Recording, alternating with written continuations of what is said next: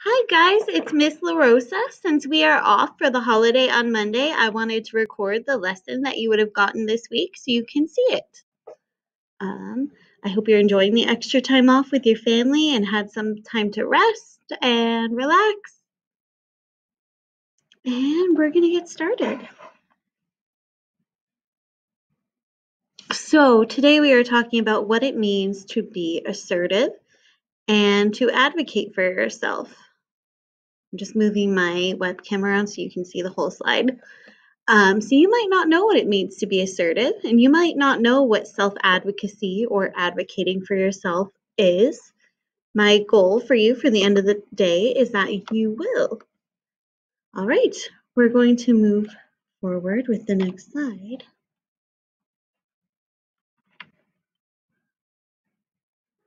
So as I mentioned before, you'll understand what self-advocacy is and what it has to do with being assertive and why it's important to be assertive.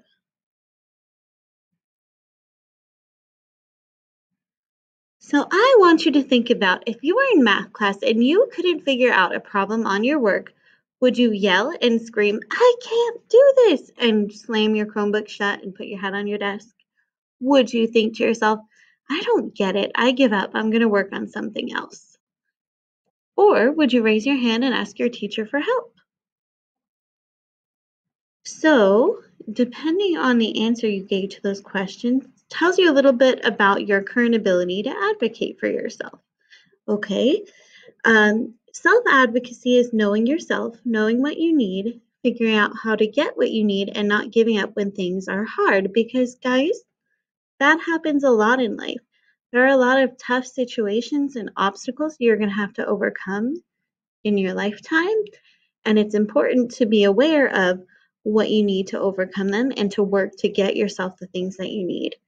It's one of the most important skills that you can have, so it's always important to develop that and to get as good at that as you possibly can, and to keep trying when things are hard, because what happens when you keep trying is that things actually get a little bit easier. You might not see it at first, but if you keep putting that effort in, it really does get easier.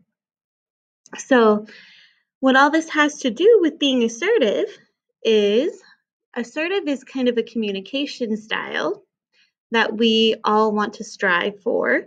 Because if you're assertive, then you're kind of standing up for yourself and what you need and what you believe in, but you're doing it in a polite and considerate way. So we'll talk a little bit more about that as we keep going. What is self-advocacy? So sometimes self-advocacy is asking for the help that you need, but not always. Other examples of being a self-advocate or just an advocate are solving problems with your friends or your family. So, for example, if someone's doing something that's bothering you or hurting your feelings, you don't want to push them, shove them, yell at them. That would be aggressive. You don't want to ignore it either, because if something's bothering you, people who care about you should know so they don't do it anymore. Um, so you want to kind of, in an assertive way, let them know how you're feeling and what you need. So it hurts my feelings when you say that. I'd appreciate it if you didn't say that anymore. That's being assertive, and that's advocating for yourself. Um, Being an advocate is standing up for yourself or other people. So if something is happening, maybe someone is being rude to another person on the playground, standing up for that person, that's being a good advocate, telling them, hey, that's not cool, don't do that. That's being assertive and being an advocate. Um, Being a leader. So being assertive is a big part of being a good leader. You have to be willing to stand up for yourself and what you believe in to kind of be a leader for other people and an example for other people. Speaking up when something makes you uncomfortable or upset, or a situation doesn't feel right. It's important to be assertive and advocate for yourself in those situations. So I want you to take a minute, if you can, and just think of some examples of times when you had to do this. When have you had to be assertive, and when have you had to advocate for yourself? Moving on to the next slide. Okay, so you might be wondering what all this has to do with the turtle, the shark, and the owl. Well, let's think about that owl. That owl is pretty wise and pretty brave, right? An owl isn't an animal that is easily scared or intimidated. It's going to stand up for itself. An owl is kind of like that assertive person that we all want to try and be as much as we can. The turtle would be what we call passive. When they're scared or shy or don't like a situation, they just kind of hide from it or avoid it. They go inside their shell and pretend it's not happening. And then the shark, well, the sharks are predators, so they're pretty aggressive. So they kind of go and just react with their emotions to get what they need, and they don't really think about the outcomes for other people. They just kind of react. So we have the passive, the assertive, and the aggressive. So people who are passive, like the turtle, might hide from conflict. They might be slow to react to a problem or not react to a problem at all. They might avoid tough situations or situations that are scary for them. They might be too afraid or too shy to express themselves or to share their feelings or to let people know that they don't agree with that. And they tend not to speak up because they just don't want to cause a problem. And they will avoid people or situations that make them feel uncomfortable rather than kind of confronting those situations and those people in a healthy and polite way. Then we have the owl, which is what we think of kind of as the goal, is being as assertive as we can. So being assertive means that you face conflict head on. You can think of different ways to solve problems, and you're kind of willing to put yourself out there to try different things to solve problems. You kind of have to have a certain amount of confidence to be the owl. Owls aren't afraid to express themselves or what they're feeling or talk about what they need. But owls do take into account other people's perspective and feelings. So they express what they need and how they're feeling, but they do it without being rude or hurtful.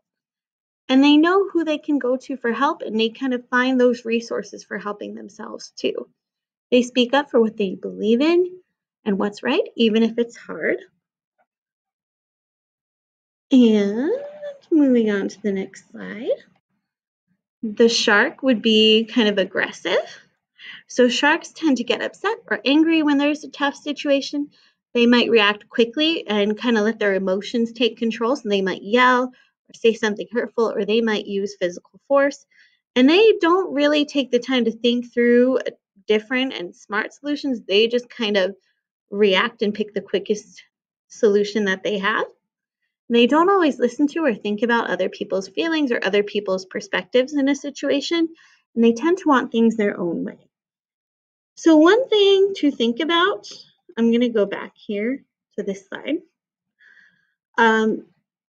The message here is not that some people are turtles and some people are owls and some people are sharks, because we all have moments when we're passive like the turtle and we are kind of avoiding a situation we don't want to deal with.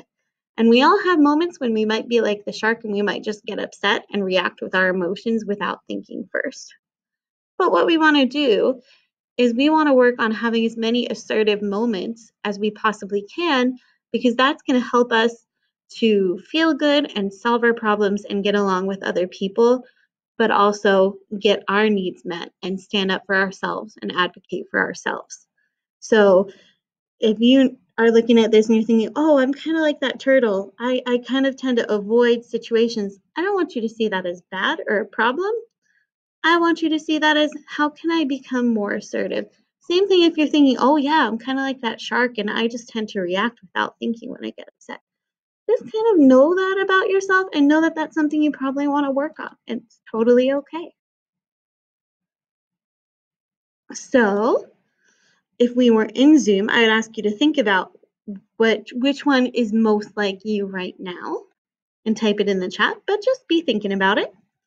And I'm going to give you a couple of scenarios, and I want you to try and think about whether they would be passive reaction, an assertive reaction, or an aggressive reaction. So if you're trying to Zoom with your class and your sibling is being really loud and they're annoying you, you just get angry and yell at them. They need to shut up. Think about it. Is that being assertive, passive, or is it being aggressive? Give me a second. There.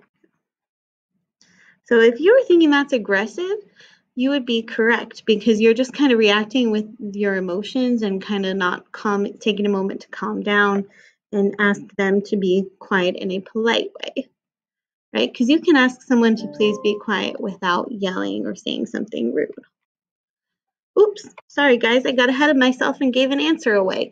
So if you see a TikTok video where your classmate is saying something rude or mean about another classmate and you decide to talk to a trusted adult for some advice, that would be assertive. So you're thinking, hey, this is kind of a bigger problem. I need some help here. I'm going to go to an adult I trust and I'm going to see what they say. Well, that's being assertive and that's being a good advocate because you're trying to get help and find solutions for that problem. I'm also willing to bet that if you can be assertive enough to reach out for that advice, you can probably also be assertive enough to think about, hey, does this advice make sense? And put it into action and solve the problem using that advice. Okay, and the third one is if you're in the middle of a class Zoom meeting and suddenly you get logged out. You're not sure what went wrong, so you decide to just play a game instead and you give up. So I want you to think for a minute. Is that passive?